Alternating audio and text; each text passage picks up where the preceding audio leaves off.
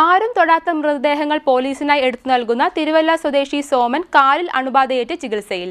മൃതദേഹത്തിൽ നിന്നാണ് സോമന് അണുബാധയേറ്റത്. തുടർ ചികിത്സയ്ക്കുള്ള സഹായത്തിനായി സുമനസ്സുകളുടെ സഹായം തേടുകയാണ് സോമനും കുടുംബവും. ആരും തൊടാത്ത മൃതദേഹങ്ങൾ പോലീസിനായി എടുത്തു നൽകുന്ന തിരുവല്ല സ്വദേശി സോമൻ ഇപ്പോൾ അങ്ങേയറ്റം പ്രതിസന്ധിയിലാണ്. കാലിൽ അണുബാധയേറ്റ് ചികിത്സയിൽ കഴിയുകയാണ് സോമൻ. മൃതദേഹത്തിൽ നിന്നാണ് സോമന് അണുബാധയേറ്റത്. കഴിഞ്ഞ 2-നാണ് പത്തനംതിട്ട ചന്ദനപ്പള്ളിയിൽ മുള്ളുകൾക്കിടയിൽ 22 ദിവസം പഴക്കമുള്ള പുഴുവരിച്ച നിലയിൽ ഒരു മൃതദേഹം കണ്ടെത്തിയത്. ഈ മൃതദേഹം എടുക്കുന്നതിനിടയിലാണ് സോമന് അണുബാധയേറ്റതെന്ന് സോമനും കുടുംബവും പറയുന്നു. ബോഡി കണ്ടപ്പോൾ നമുക്ക് എടുക്കാതിരിക്കാനൊക്കത്തില്ല.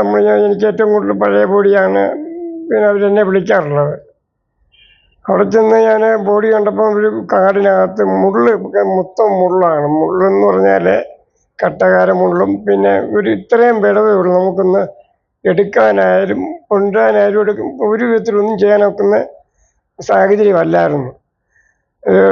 ഞാൻ പി കിറ്റ് ഞാൻ എല്ലാ സെപ്റ്റിയും ചെയ്താണ് കയറിയത്. അങ്ങോട്ട് കയറിയപ്പം പി കിറ്റ് അല്ലെങ്കിൽ മുള്ളുകൊണ്ട് എൻ്റെ തുടയൊന്ന് പോറിയായിരുന്നു. അന്നേരം അത്ര വലിയ കാര്യമാക്കിയില്ല.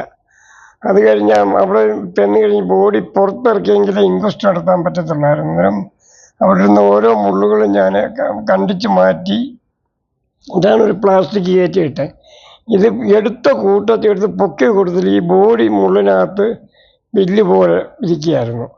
അതിൻ്റെയും വന്ന് കാലിൽ അടിച്ചു. ജൂൺ 2-ന് തന്നെ ആരംഭിച്ച പനിക്ക് ആശുപത്രിയിൽ ചികിത്സ തേടിയിരുന്നു. എന്നാൽ മൃതദേഹത്തിൽ നിന്നുണ്ടായ അണുബാധയാണ് കാരണമെന്ന് തിരിച്ചറിയാൻ 1 മാസത്തോളം വേണ്ടിവന്നു.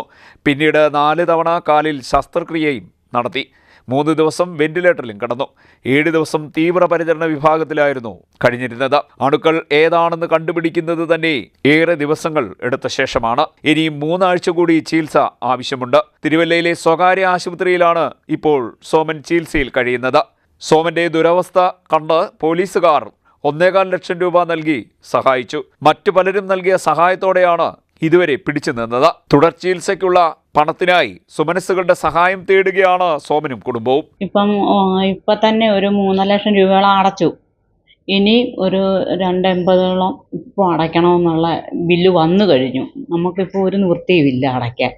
പോലീസുകാരെല്ലാം സഹായിച്ച 1.5 ലക്ഷം അടച്ച പിന്നെ മുതലാളി വീട്ടിൽ നിൽക്കുന്ന മുതലാളി പുള്ളിക്കാരനും കൂടെ ഒക്കെ അടച്ചായിപ്പം ഞങ്ങളും കൂടെ ഒക്കെ അടച്ചായപ്പോൾ ഒരു 3-3.5 ലക്ഷത്തോളം അടച്ചേക്കുന്നത്. ഇനിയിപ്പോൾ ഒരു 2.5-3 ലക്ഷം രൂപയോളം ഇപ്പോൾ ബില്ല് വന്നു കഴിഞ്ഞു. ഇലന്തൂർ നരബലി കേസിൽ ഉൾപ്പെടെ പോലീസിന് സോമൻ നൽകിയ സഹായം നിർണായകമായിരുന്നു. പത്തനംതിട്ട, ആലപ്പുഴ, കോട്ടയം മുതൽ തിരുവനന്തപുരം ജില്ലയിൽ വരെ സോമൻ മൃതദേഹം എടുത്തു നൽകാൻ പോലീസിനെ സഹായിച്ചിട്ടുണ്ട്. അഴുകിയതും പുഴുവരിച്ചതും ക്രൂര കൊലപാതകങ്ങൾക്ക് ഇരയായവരുടേതും ഉൾപ്പെടെ ആരും തൊടാൻ മടിക്കുന്ന 6000-ലധികം മൃതദേഹങ്ങൾ സോമൻ പോലീസിനായി എടുത്തിട്ടുണ്ട്. സോമനെ സഹായിക്കാൻ താല്പര്യമുള്ളവർക്കായി അക്കൗണ്ട് നമ്പറും പുറത്തുവിട്ടിട്ടുണ്ട്. തിരുവല്ല കാവുംഭാഗം സ്വദേശിയാണ് സോമൻ. CDNet news, Mavelikkara.